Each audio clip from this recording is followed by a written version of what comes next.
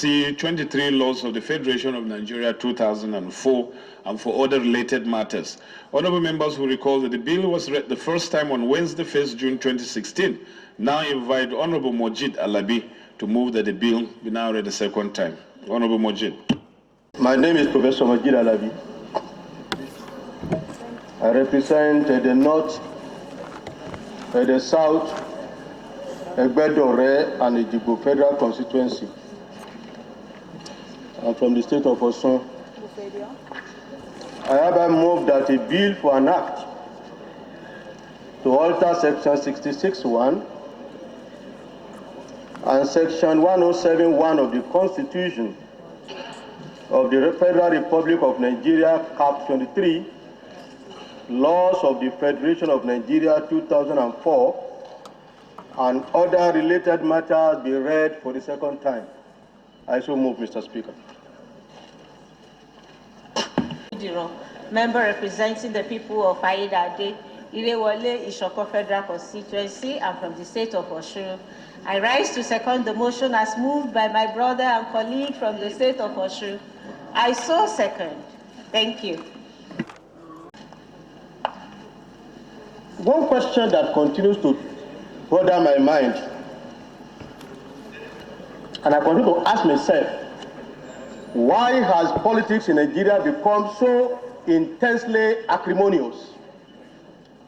Or what our former president called do or die, lacking in principle and integrity, and lacking in focus. I know there are many reasons we can advance for this, and there are scholars and analysts. One that bothers my mind are defects that are inherent in the provisions of the Constitution themselves.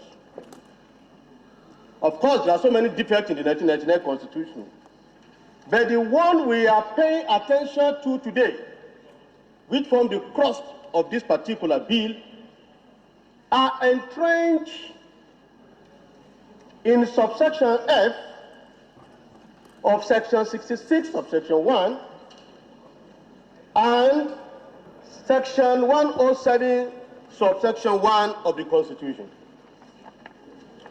And with the kind permission of Mr. Speaker, I intend to read.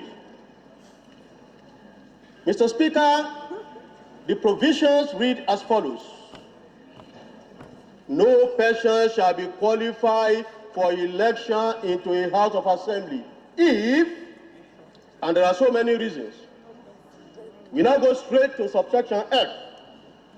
He is a person employed in the public service of the Federation or of any state, and he has not resigned, withdrawn, or retired from such employment 30 days before the date of the election. There are other clauses there, but that is the relevant one. The rationale for this clause is the need to maintain public servants' political neutrality. Mr. Speaker, honorable colleagues, this has not really been the case in practice, and we should no longer continue to deceive ourselves, because that particular provision has excluded a significant population that will contribute to the development of our politics from participating in legislative business. Mr. Speaker, the import of this bill is that this provision should be removed in order to widen political space and put the legislature as an arm of government on the same footing as the executive arm in terms of accessing appropriate human resources for good governance. Mr. Speaker, looking at the background of the bill, we say that we intend by this bill to remove the barrier to political participation by public servants, as I have just read it out. Looking at these two subsections, Mr. Speaker, it is an attempt to compel public servants from seeking to contest election by insisting that they resign from their respective positions. Not many people could do so. Mr. Speaker, honorable colleagues, I have done so 3 times because of the kind of profession that I have. Every time I go into politics and I'm ready to come, they are willing to take me back. But not every public servant has such an opportunity. And therefore, for several reasons, they have been unable to contribute their quota to the development of Nigerian politics and government. The arguments now are as follows in my submission. Why? There is this fear of unknown.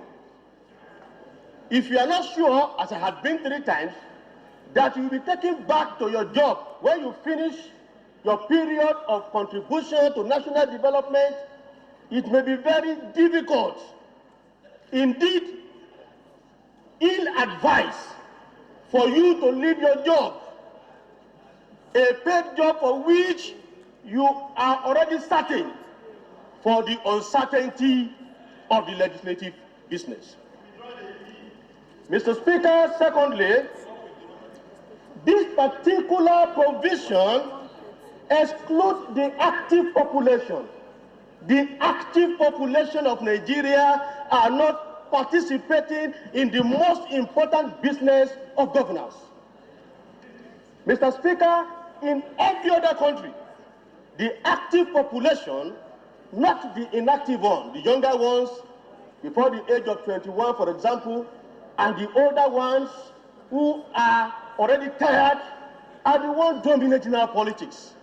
The active ones who are in the private sectors are not allowed by their employers to seek interest in politics. The active ones who are in the public service are also being denied by this constitutional provision from contributing to politics. What do we find? We now leave the political space for 2 categories of individuals.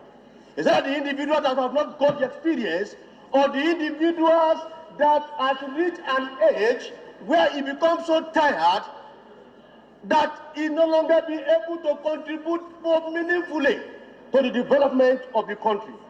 We are saying we should lift this and allow this active population, as is being done in other countries, to contribute to the most important business of governance in any country, which is the legislative business. Mr. Speaker, number 3, because of these particular provisions, the legislature is weakened. The legislature is weakened vis-à-vis the executive arm of government. The legislature is weakened vis-à-vis the judicial arm of government. Why? Studies have shown that older and more experienced politicians like you and me prefer to go into the executive rather than coming to the legislature. Why? When you look at the age category of members of parliament and those that went into the executive to become ministers, board, and then they are our leaders. Why are they running from the legislature? Because we have not allowed the crucial, important people to come into the legislature. We want the legislature to be on the same footing as the executive, so that the legislative arm of government will be a place where people will launch to want to come. Not a place where people will running away, seeking executive position, even seeking other position as DG, compared to the legislature here. So this particular provision is targeted at weakening the legislature because the Constitution itself was written during military rule, which has no regard for the legislature. Honorable colleagues, for the point, I'm saying in reality, let us even forget about all those government. Let's come to reality. Are we really saying that our public servants are not playing politics even within the confines of their offices? We know in reality that all of them do participate in politics. We know no one will be given any particular position in government. People are appointed as ministers. They are appointed as DG, whereas they are supposedly supposed not to participate in politics. The people that have been participating in politics in the confines of their area, if they have not been participating, there is no way any executive will bring them on board. So we need not deceive ourselves. Mr. Speaker, public servants are not as politically apathetic as we think they are. Mr. Speaker, even if we intend to gag them, let us look at how we found ourselves in this. It is a legacy of colonialism. It was a legacy of militarism. And nowadays, let us go back to those countries and ask them whether what they left for us as independence and what they are still practicing now today. I say, Mr. Speaker, honorable colleagues, no. In the United States and many states of the United States of America today, people see public servants are allowed to contest elections. Public servants are allowed to come out and say they want to contribute to the development of their country. The only thing that happens in the United States, for example, is that they have a code of conduct to guide how you can exit to go and participate, and when you finish, you come back. Even in the United Kingdom, which colonized us, you find public servants in the forefront of public policy, even more than ministers. What are we saying? To we continue the time they gave us in 1960 when they are no longer doing that again? Mr. Speaker, we should remove this particular clause and allow people to participate and ensure that you have for our best the best of our people to participate in the best of our government. Thank you, Mr. Speaker. Thank you. Let's refer it to them. If it dies there, may its soul rest in perfect peace. If it comes back, they will consider it.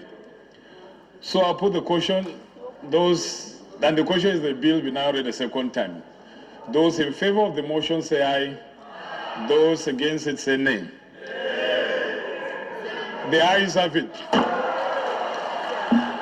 The rule says it must go, it shall go. And I've taken an oath to enforce the rule.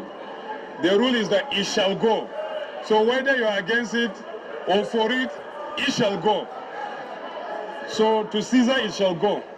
Clerk is invited to read the long title. And 107, sub 1 of the Constitution of the Federal Republic of Nigeria, 1999, Chapter C23, Laws of the Federation of Nigeria, 2004, for other related matters. Second reading. Bill review of the 1999 Constitution as amended.